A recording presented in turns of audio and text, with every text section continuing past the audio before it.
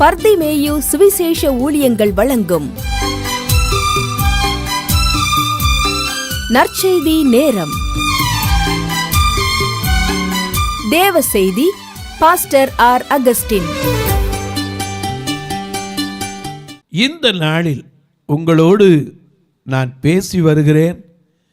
இப்படி கொடிய காலம் வருவதற்கு முன்னே,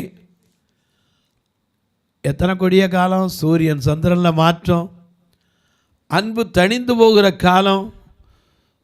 அதே போல் எனக்கு அன்பானவர்களே, தத்தளிப்பு, ஆறுதல் சொல்லக்கூட ஒருத்தர் இல்லாமல் இப்படிப்பட்ட கொடிய காலம்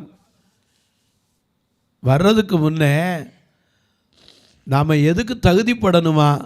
உங்களுடைய வேதாகமத்தை எங்கே இருந்தாலும் தயவு செய்து தேடி கையில் எடுத்து லூக்கா எழுதின சுவிசேஷம் 21ஆம் அதிகாரம் 36வது வசனத்துக்கு திருப்பிக் கொள்ளுங்க. திரும்பவும் லூக்கா 21:36.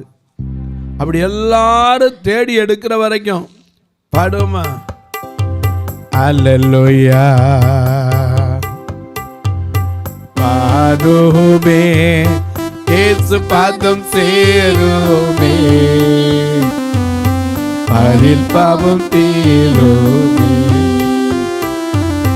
பாடுமே, இயேசு பாதம் சேருமே, அதில் பாவம் தீருமே.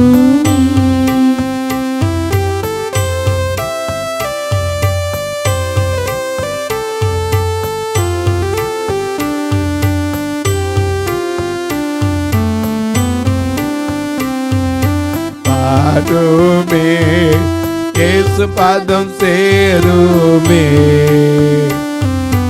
அதில் பாவம் தீருமே. பாவமே அது பொல்ல வேஷமே, அது உன்னை நாசமா. பாவமே அது பொல்ல வேஷமே, அது உன்னை நாசமா. போகச் செய்யும் எந்த தீயில் பெய்யச் செய்யும் எந்த காலமும் வருமே, இயேசு பாதம் சேருமே,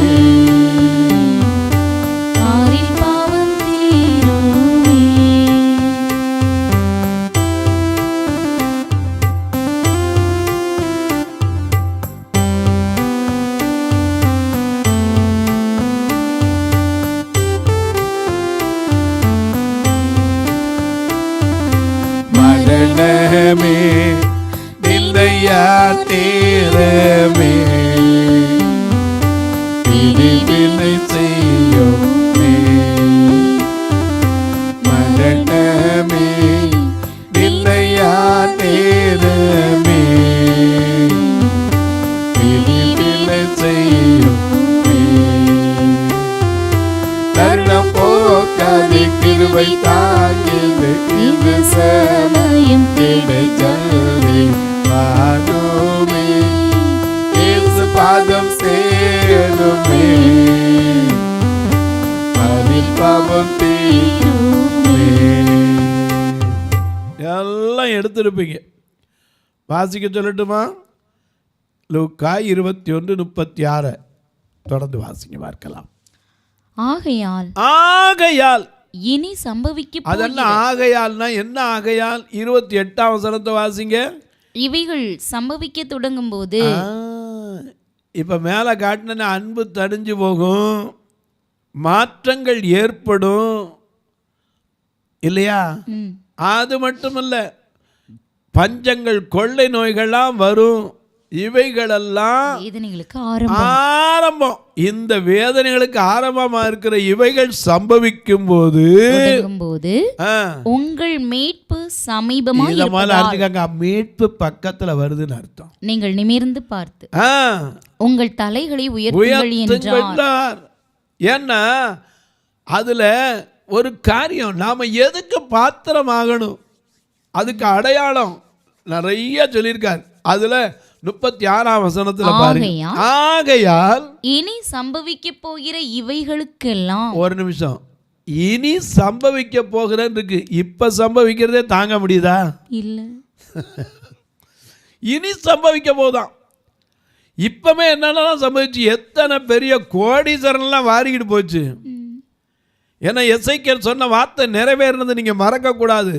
ஒரு தேசம் 14:13 ஒரு தேசம் கர்த்தருக்கு விரோதமாய் துரோகம் பண்ணிக்கொண்டே இருந்து பாவம் செய்தால் நான் அதற்கு விரோதமாக என் கையை நீட்டி அதில் அப்பம் என்னும் ஆதரவு கோலை முறித்து அதில் பஞ்சத்தை அனுப்பி மனுஷரையும் மிருகங்களையும் அதில் இராதபடிக்கு நாசம் பண்ணுவேன். எனக்கு அன்பானவர்களே, துரோகம் பண்ணிக்கிட்டே இருந்த ஆண்டவருக்கு பயமெல்லாம் போச்சுன்னா என்ன நடக்கும்? அவர் நம்மகிட்ட இறங்கி சண்டை ஓட்டுக்கிட்டு இருக்க மாட்டார். நம்ம மாதிரி அங்கேருந்து கையை நீட்டினா போதும்.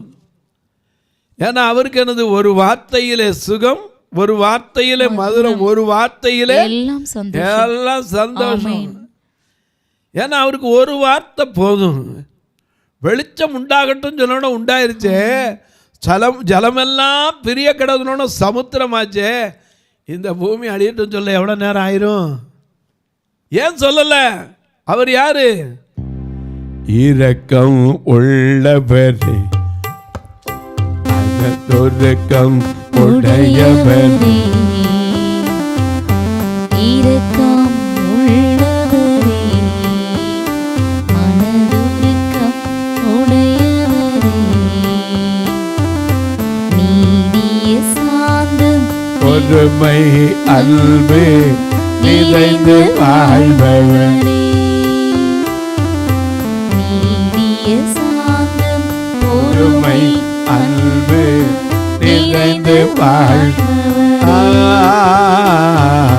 இயேசு ராஜா ஸ்தோத்திரம், இயேசு ராஜா ஸ்தோத்திரம், ஸ்தோத்திரமே, ஸ்தோத்திரமே, உயிருள்ள நாளெல்லாமே ஐயா ஸ்தோத்திரமே, ஸ்தோத்திரமே, உயிருள்ள நாளெல்லாமே ஐயா, உயிருள்ள நாளெல்லாமே ஐயா, உயிருள்ள நாளெல்லாமே. எனக்கு அன்பானவர்களே, நல்ல கவனிங்க. இவைகளெல்லாம் சம்பவிக்கும். ஆரம்பம் அதுல என்ன நடக்குமா? திரும்ப வாசிங்க. ஆகையால் இனி சம்பவிக்க போகிற இதுக்கு மேல என்ன சம்பவிக்கணும்னு தெரியல, எனக்கு விளங்கல. அப்ப எவ்வளவு பயப்பட வேண்டியிருக்கு. இப்பமே பாருங்க, எந்த மனுஷனையும் நம்ப முடியல. எல்லாம் நல்லது மாதிரி தான் தெரியுது, பக்கத்தில் போனால் தான் தெரியுது. அன்னைக்கு ஒருத்தர் இப்படி தான், ஒரு டாக்டர், எனக்கு வந்த செய்தியெல்லாம் கேட்டால், ஒரு டாக்டரு மருத்துவத்துக்கு பார்க்குறாரு, அவரை கடத்திட்டு போயிட்டாங்க. எப்படி கடத்திட்டு போனாங்க? ஆடி காரில் மேலே சிகப்பு லைட்டை வச்சுட்டாங்க. வச்சா என்ன நினைப்பாங்க? யாரோ அதிகாரி வர, முன்னாடி போலீஸ்காரங்க வராங்க சொல்லி மாதிரி காவல்துறை மாதிரி அந்த பஸ்ஸர்னு வச்சதுனால அந்த கார் போனோன்னா போகிற வழியெல்லாம் சலாம் போயிட்டாங்க. ஏதோ பெரிய அதிகாரி போகிறான்னு நினச்சிட்டான். கடைசியில் அங்கே கொண்டு போய் வச்சுக்கிட்டு ஃபோன் பண்ணுறாங்க, 10 கோடி கொடுத்தா தான் விடுவிப்பேன். ஆனால் டாக்டர் என்ன சொல்லி கடத்தினாங்க தெரியுமா? ஒரு அவசரமான கேஸு, அவங்கள கொண்டு வர முடியாதனால உங்களை கூட்டிகிட்டு போகிறேன், நானே கார் எடுத்துகிட்டு வந்தேன், திருப்பி போய் அவங்கள கூப்பிட்டு வரனா டைமாக, அதுக்கு நீங்களே வந்துருங்க அப்படின்னு சொல்லி கூப்பிட்டு போனார். இன்றைக்கி டாக்டர் பணியில் கூட நம்பி போய் செய்ய முடியலங்க மருத்துவம். ஏன்னா கடைசி காலம், எங்கே பார்த்தாலும் ஏமாற்றங்கள் இருக்கிறது. ஆகையினால தான் இங்கே சொல்கிறாரு. என்ன சொல்கிறாரு? 36ஆம் வசனத்தை திரும்ப வாசிங்க. அழகான ஆகையால் இனி சம்பவிக்க போகிற இவைகளுக்கெல்லாம் நீங்கள் தப்பி மனுஷகுமாரனுக்கு முன்பாக நிற்க பாத்திரவான்களாக எண்ணப்படுவதற்கு எப்பொழுதும் ஜெபம் பண்ணி விழித்திருங்கள் என்றான். அதனாலதான் நம்ம ஜெபம் பண்ணி விழித்திருக்கணும். ஏன்னா இப்ப கார்கள்ல கூட வந்துருச்சு. என்ன கார்? ஆட்டோமேட்டிக். அன்னைக்கு ஒருத்தர் சொல்றாரு, நம்ம தூங்கினாலும் அது போகுங்க பிரதருங்கிறாரு. நான் சொன்னேன், அது போகும், நம்ம போக வேண்டிய இடத்துக்கு போகுமா? அதான் ஜிபிஎஸ் இருக்குல்ல பிரதர், போட்டு வச்சுட்டா ரைட்டில் லெஃப்டில் இன்னும் 300 மீட்டர் தள்ளி எல்லாம் சொல்லுது. சரிதான்ப்பா, என்னதான் இருந்தாலும் மிஷின் தான், மனுஷனுடைய மாதிரி மனுஷன் தான். ஏன்னா கடைசி காலத்தில் எல்லாம் வரும், ஆனால் அன்பு இருக்குமா? அதனால தான் அன்பு தணிந்து போகுமா. ஆனால் முடிவு பரியந்தம் நிலை நிற்பவனே ரட்சிக்கப்படுவானா. ஆகையினால நம்ம அந்த ரட்சிக்கப்பட்டவங்களுக்கு அடையாளம் என்ன? எத்தனை பிரச்சனை வந்தாலும் பின்னிட்டு பார்க்கிற அனுபவம் வரவே கூடாது. நீதிமொழிகள் 30:30 பாருங்க. சிங்கத்துக்கு ஒரு குணம் உண்டு. நீதிமொழிகளின் புஸ்தகம் 30ஆம் அதிகாரம் 30ஆம் வசனத்தை பாருங்க.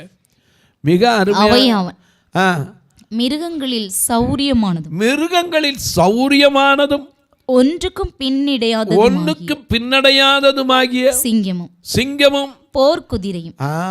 ஏன்னா எதுக்கு வந்தாலும் சரி அது எப்படி இருக்குமா? ஏசாயா 31:4 பாருங்க. அதுக்கு இன்னொரு விளக்கம் அழகா எழுதி வச்சிருக்காரு. ஏசாயா 31ஆம் அதிகாரம் 4ஆம் வசனத்தை பாருங்க.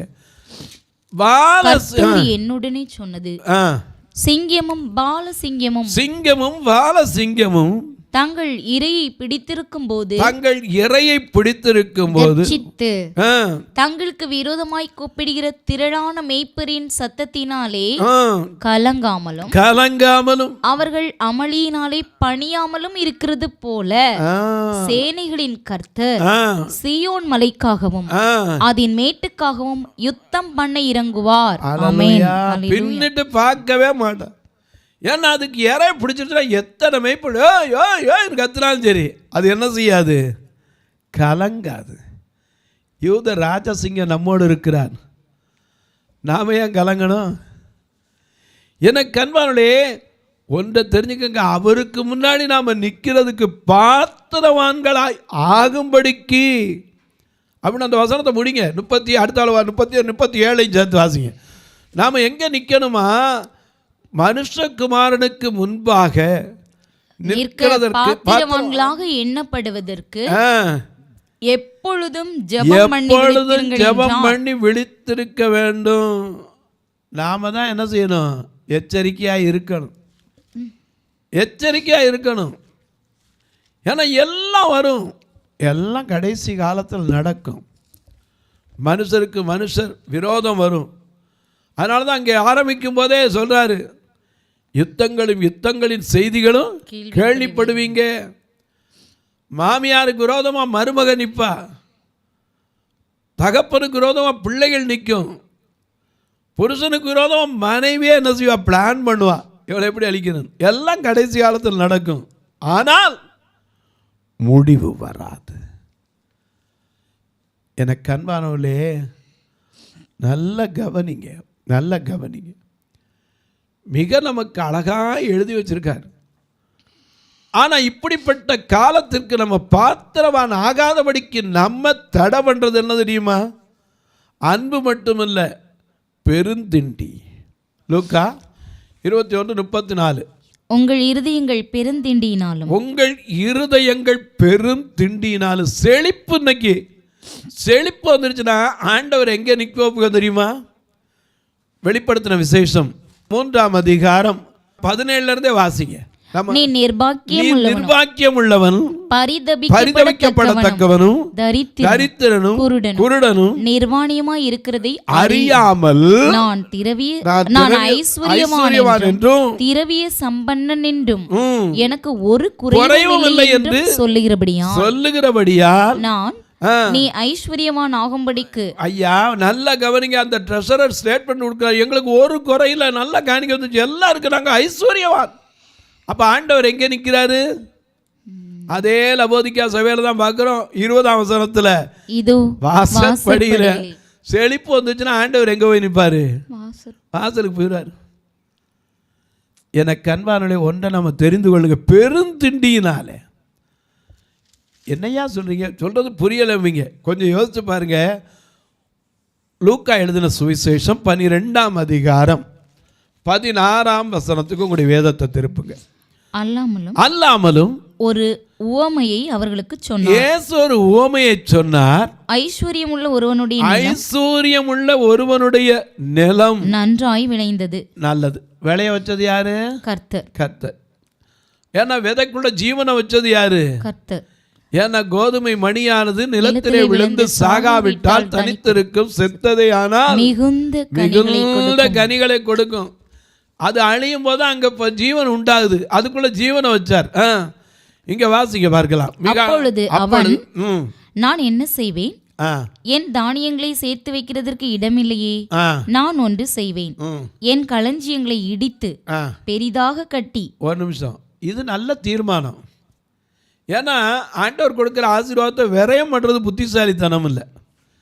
ஏன்னா நல்லா விளைஞ்சிச்சு, நிறைய தானியம் வந்திருக்கு, வீணாக்கிடக்கூடாது. களஞ்சியத்தை இடித்து பெருசாக கட்டி அதில் சேர்த்து வைப்பேன். ஏன்னா யோசேப்பு இந்த திட்டத்தினால தான் எகிப்தில் 7 வருஷம் பஞ்சத்தை என்ன செய்ய முடிஞ்சு?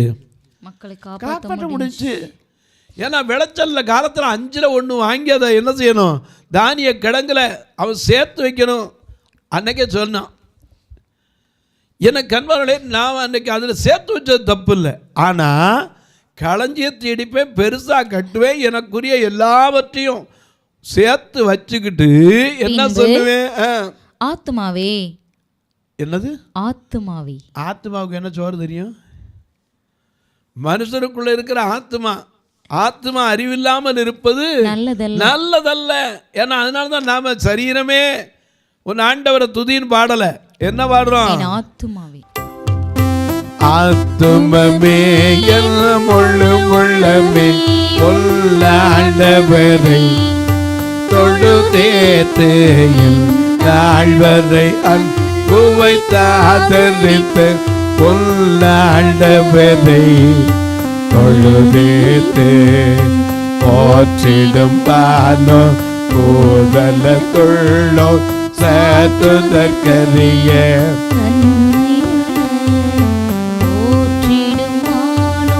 போதல துள்ளோ சாற்றுதற்கரிய தன்மையுள்ள துமமே முழு உள்ளமே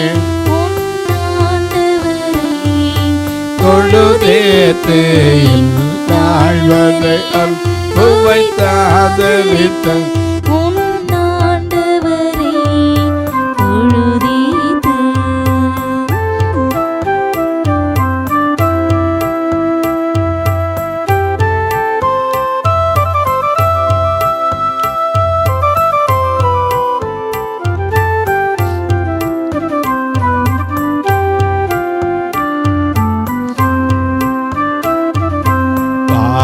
நோய் துன்பம் மாற்றி அனந்த ஓதனம் கைசை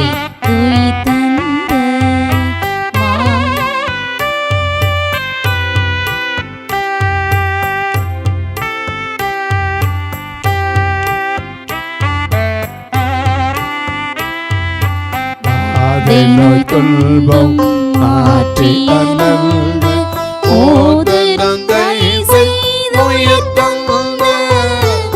ஆத்துமமே முழு உள்ளமே உன் ஆண்டவரை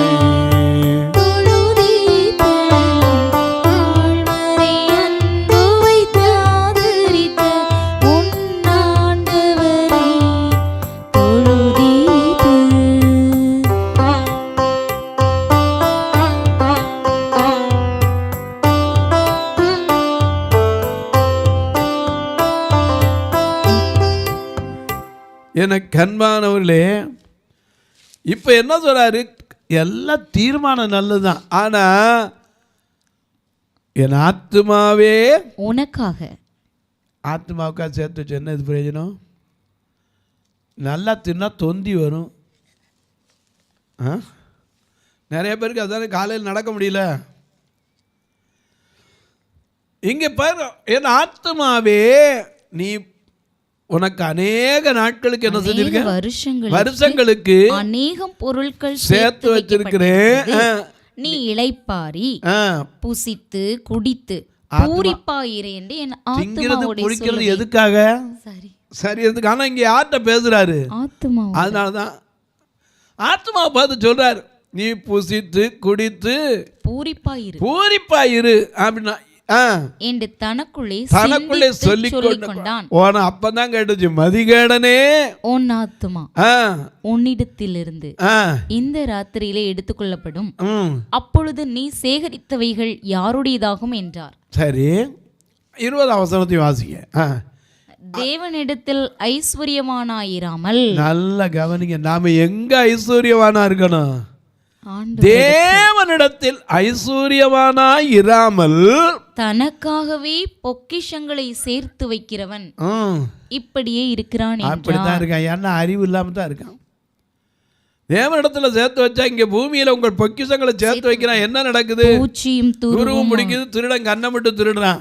ஆனா பரலோகத்துல சேர்த்து வைக்கிறது, அங்கே திருடரும் கிடையாது, துருவும் கிடையாது, பூச்சியும் கிடையாது. அங்கே திருடன் கண்ணமிடுறதும் கிடையாது. அங்கே பலன் மிகுதியாக இருக்கும். எனக்கு அன்பானவர்களே, அநேக நேரங்களில் நமக்கு தெரியலை. இந்த மனிதனுடைய வாழ்க்கையில் ஐயா ரெண்டும் வேற வேற. மாம்சத்தினுடைய காரியங்கள் என்னது? கலாத்தியர் 5:17 வெளியரங்கமாய் இருக்கிறது. அவையா 17ஆம் வசனத்து முதல்ல கலாத்தியர் 5:17 ஆவிக்கு விரோதமாக, மாமிசம் ஆவிக்கு விரோதமாகவும், ஆவி மாம்சத்துக்கு விரோதமாகவும் இச்சிக்கிறது. நீங்கள் செய்ய வேண்டும் என்று இருக்கிறவைகளை செய்யாதபடிக்கு இவைகள் ஒன்றுக்கொன்று விரோதமாய் இருக்கிறது. அதுதான் பிரச்சனை.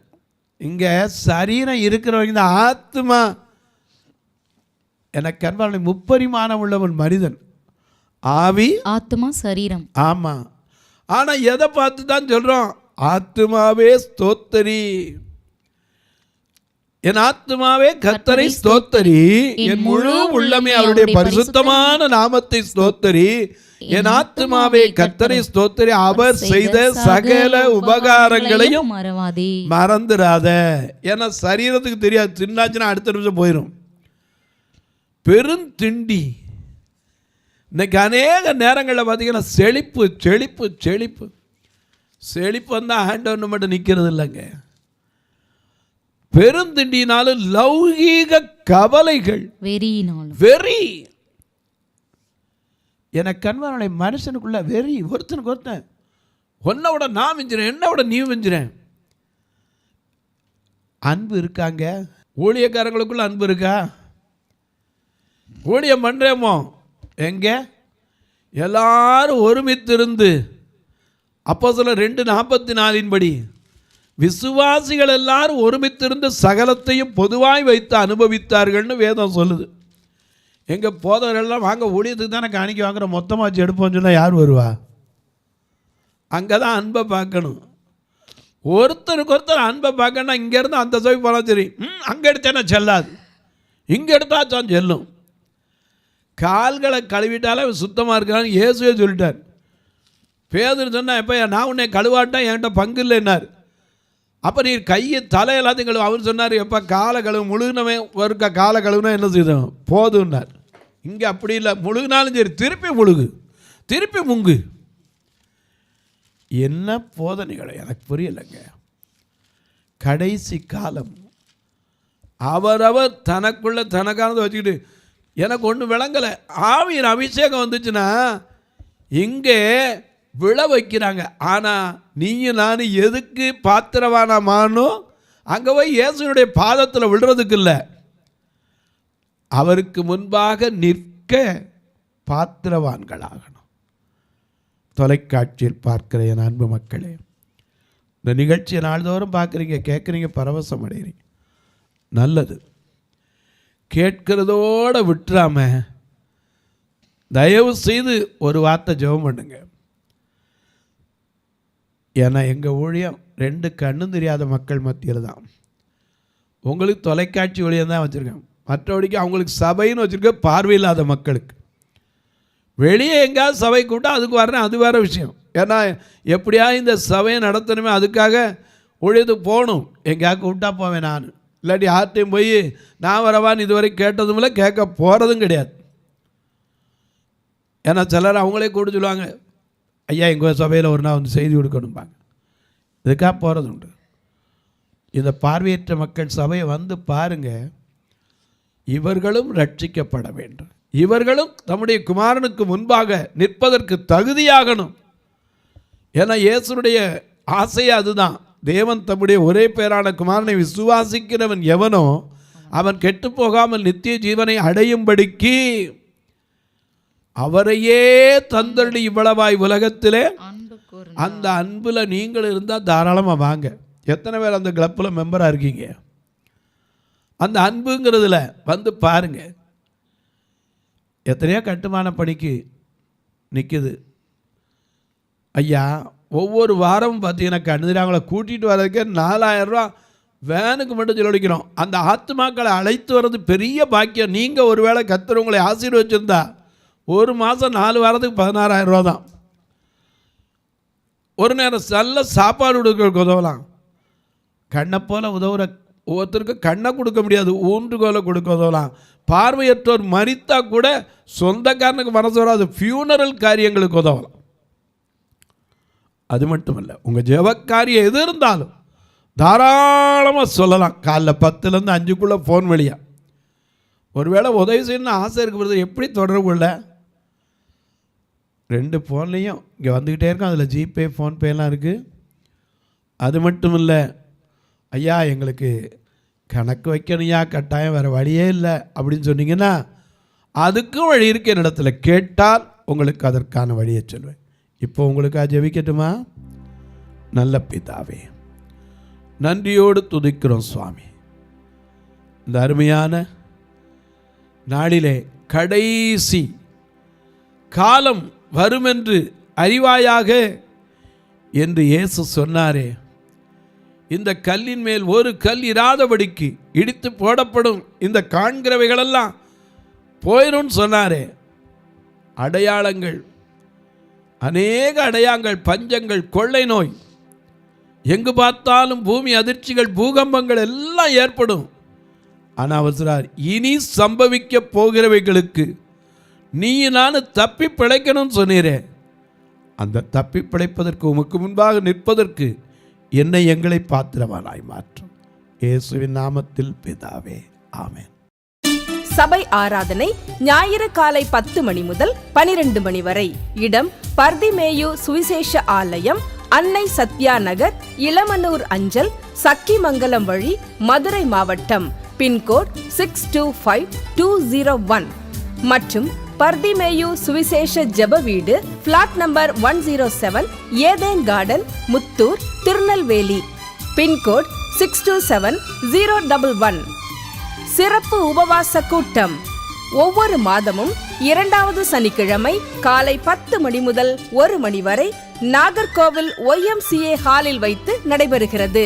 மற்றும் ஒவ்வொரு மாதமும் 4வது சனிக்கிழமை காலை 10 மணி முதல் 1 மணி வரை திருநெல்வேலி புதிய பேருந்து நிலையம் அருகில் உள்ள கிரேஸ் ஹாலில் வைத்து நடைபெறுகிறது.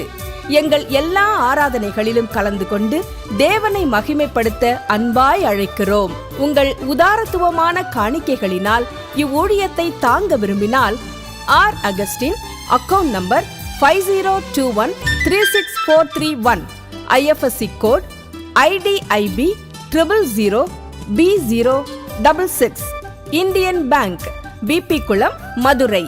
ஜிபே நம்பர் 9842181917, BGM மினிஸ்ட்ரீஸ் மற்றும் 9442559772, பிளைண்ட் மினிஸ்ட்ரீஸ் அகஸ்டின். உங்கள் தொடர்புக்கு பாஸ்டர் ஆர் அகஸ்டின், பர்திமேயு சுவிசேஷ ஊழியங்கள், நாகமலை, புதுக்கோட்டை, மதுரை 625019. தொலைபேசி எண்கள் 9842181917 மற்றும் 9442559772. கர்த்தர் தாமே உங்களை ஆசீர்வதிப்பாராக.